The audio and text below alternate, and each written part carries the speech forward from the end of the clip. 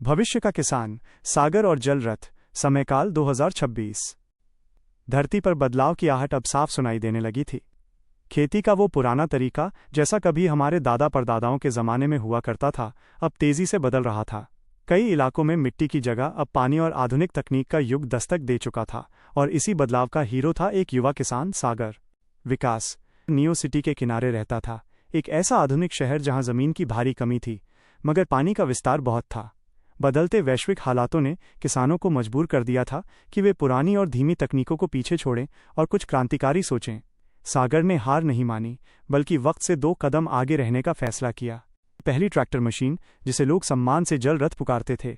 इसके पहिए साधारण रबर के नहीं थे, वे विशेष रूप से डिज़ाइन किए गए थे ताकि पानी पर तैर सकें, गहरे दलदल में बिना फंसे दौड़ सकें और बाधाओं को देखकर अपना रास्ता खुद बना सकें। चरम एक सुबह सागर अपने जल रथ में बैठा तैरते हुए खेतों की ओर बढ़ा। उसके सामने लगे डैशबोर्ड पर चमकते होलोग्राम उसे सटीक जानकारी दे रहे थे कि पानी में कितनी खाद मौजूद है, फसल कब पूरी तरह तैयार होगी और किस हिस्से में नया बीज बोना सबसे फायदेमंद रहेगा। तकनीक अब सागर की आंखों और हाथों की ताकत बन चुकी थी। समापन हुआ। सागर का जल रथ नीली रोशनी में जगमगा उठा।